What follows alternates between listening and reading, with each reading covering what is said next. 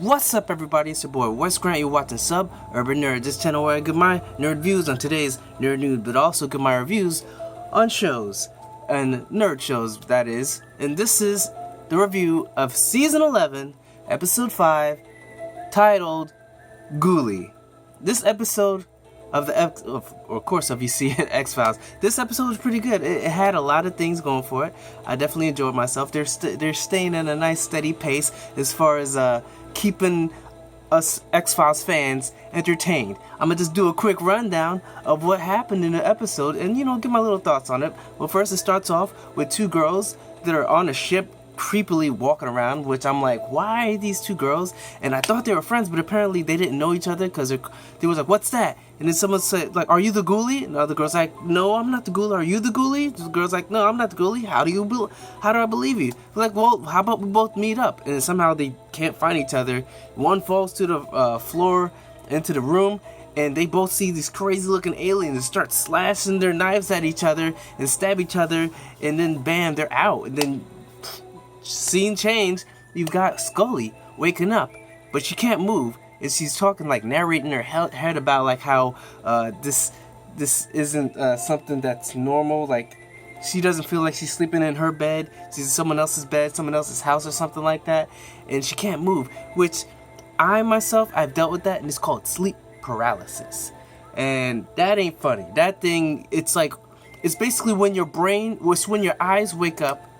It's when your eyes and your brain wake up before your body wakes up. So therefore, you're aware of being awake, but your body isn't ready to move yet. And that is freaky as hell. You struggle. You put all your strength into it. I thought it was like a demon trying to hold me down or something, but it's sleep paralysis. But going back to the show, so Scully gets up, and then she puts her gun out, and then she sees a shadow, and she keeps following the shadow, and she keeps going through a door, coming into a room, and I'm like, wait a second, this don't make no sense. Did she just leave that? Did she just get into that room? And she kept doing it a couple times, and finally she wakes up, and she's telling Mulder about this, and then Mulder's like, yeah, it's sleep paralysis.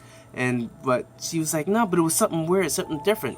And at the end of it, there was something, and then he was like, well, we've got this case of these two girls who were slashing each other, and they're at this ferry, and she's like, I've seen that ferry. He was like, where? And it was in basically like a snow globe that had the ferry in it, and so they start driving over to the thing. Meanwhile, while they're driving, Mulder's like, yo, there's someone following us, and they've been following us for a while now. So they're not paying no attention. They get to the site, and that's where like they run into, they get to the place and start searching up everything. While they're searching up everything, you find out the girls survived, because I thought they were dead, because stabbing each other, but hey, in the shows people survive.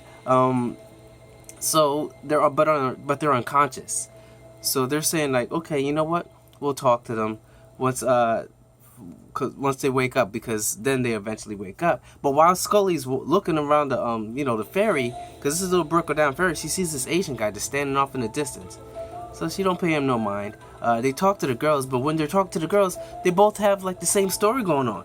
They're both talking about how the ones where it's leading up, and they can tell it's the same person. They don't remember seeing any other girls. One girl fell through the floor into a room and saw the monster. The other girl was in the room, and then a monster fell through the floor, and they started going at each other. And then the one thing they both had in common, they were dating a guy called Jackson Vanderbeek or something like that, Vanderkamp. And that's where I was like, okay, that's a little weird, but that's gonna lead into a story. So and then they go and they do some research, because the girls were asking when they were going in the EMT after they stabbed each other, when they found them like almost unconscious, they were asking about, did they see the Ghouli? And Ghouli is basically one of those monsters that are made up online, sort of like forget what they call it, spaghetti or pasta horror, where it's made online and just perpetuates and gets a little crazier and crazier. So anyways, they go and they're doing research on this Ghouli thing, and then Mulder's like, yo, whatever happened to the nice good old Frankensteins and like swamp monsters and stuff like that, because this whole pasta thing is something new to him. So and then they go check on the kid, Jackson Vanderkamp. But while they get to the house, all of a sudden they hear gunshots. And then they run in, they start hitting the shoulder check. They get in, the two parents are dead. And then they hear another gunshot, and then they go upstairs, and then the kid's got a gun and then a bullet in his head, and he's like, and then Mulder starts, kind of feeling remorse because I guess she felt a little connection to this kid or something like that. So and then she's going through the stuff. She sees these pictures, and then she's like feeling, I guess, a certain way about a kid dying because of her kid William that they're looking for. Meanwhile, Mulder still sees these creepy guys that are following them outside, and he goes to confront them. Meanwhile, Scully goes and because she wants to get some answers. She takes one of the snow globes, and Mulder goes down. And he's like, "Yo, why are you guys here?" And he was like, "What are you talking about? We were just some bystanders watching the show." They seemed so obvious, like they're guilty of something. I don't even know why. But anyways, going back, Scully goes to sort of do the autopsy or look at the kid or whatever, and then she starts crying and starts confessing about how she wished she would have been there for him. You couldn't find out that she believes this is William, their kid. And then Mulder sees her and he's like, "No, this can't be." And then she was like, "Yes, I believe this is William." And they go and he consoles her. They go out the room. She falls asleep on the couch. When she falls asleep on the couch in the hospital, the thing unzips and the kid gets up. Like, yo, what's going on here? So he walks out. And then once again, she wakes up in a sleep paralysis, and then she falls onto the floor. She goes chasing over after the shadow, and then the shadow's behind her. She looks, and then it hands her like this snow globe again or something like that. And then she wakes up, and then the doctor's like, "Yo, what did you do with the body?" She was like, "What do you mean with the body?"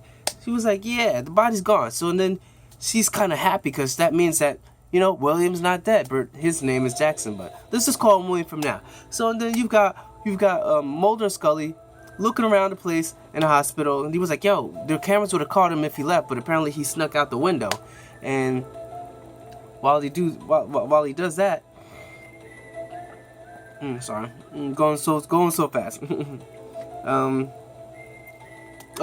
Mulder goes and calls and talks to Skinner.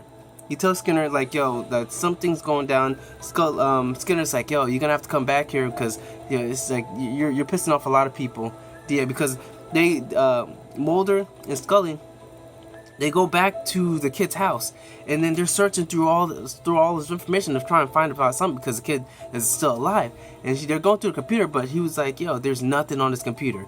And then she's like, "So what's so weird about that?" And he was like, What teenager with 2 girlfriends has no porn? Yeah, something ain't up." Yeah, and I was like, "Yeah, definitely something ain't up." He has some external hard drive. So and then they're going looking for this external hard drive, and then that's when you see the other guys, the creepy ass guys, rolling up, and that's when they go and they search the room, and then they find the hard drive. Mulder goes because it's encoded. He goes and finds out all this information, then he downloads it, whatever, flash drive. And then when the guy comes in, "Yo, give me, let go of everything," he pours, by mistake, he knocks over some soda onto the computer, breaking the sabotage, which is why he pissed off a lot of a DEO or DO, whatever the guy, people were working for a government agency. And that's what he's telling Skinner. He's like, "Yo, Skinner, you're going to have to come." Meanwhile, it's funny because while they're talking, while Mulder and Scully is at the let's say Starbucks, he goes by the name of Bob, and then she's like, "Bob?" He was like, "Yeah, I really don't want to have to explain Fox for the millionth time," which I thought was pretty funny because Fox is a weird name. So Skinner finally shows up, and then Mulder tells him "Yeah, that was our kid." He was like, "Oh, I'm sorry to hear that." So and then that's when you've got, that's a small piece you see Skinner in the show. So and then you've got William going back to the hospital and telling the first girl, he's sorry, and he thought he was using his power. He thought it'd be kind of amusing, but he didn't realize they were gonna go slashing at each other.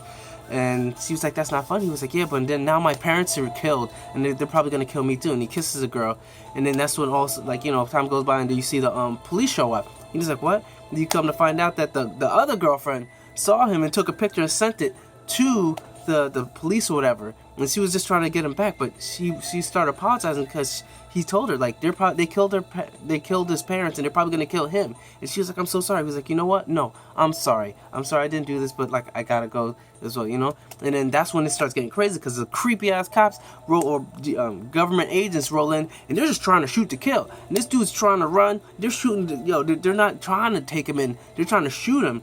and he goes hides and he tricks one of them into shooting the other guy, and he sneaks out again, and then you've got Mulder and Scully running in there, and then they're trying to shoot.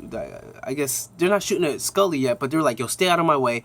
And then both the other bad guys are sneaking in there. The kid's hiding under the desk, and then that's when you see them see Scully and the guy was like, "Yo, wait, stay right there." And then they shoot each other. Scully dies, and I already knew that wasn't gonna be Scully, because they're not gonna kill off Scully like that. And that's when you find out that the kid messed with their minds and made them see different things. So they killed each other. Mulder and Scully roll in there and they're calling out for William or for Jackson, and he pretends he makes them think that it's a female running off. So Nina gets away, and then that's what happens. Everything's case closed, and then you see them driving back, and they're taking a what's it called?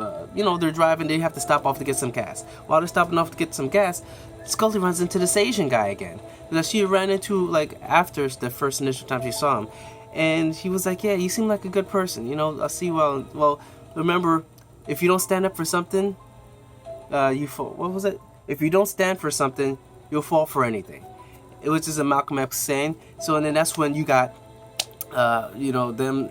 She realized something after he leaves. They go on the camera. They see that it's William, and then that's when they're kind of happy that their son's still alive. So that's how the episode ends, and I liked it. Like I said, if I had to give this a grade, I'd give this a solid B plus, because it was definitely good. I enjoyed it. It wasn't the craziest, wasn't much, but it still felt like the X-Files that we're missing, that I was missing in our lives and we were missing in our lives. So pretty much that's it. So remember to comment down below, share, like, and subscribe. Check out the last review of the X-Files, and check out the playlist of all the TV shows I review. So remember, I'm Wes Grant. You've been watching Urban Nerd. You've just been nerdified. Catch you guys on the next video.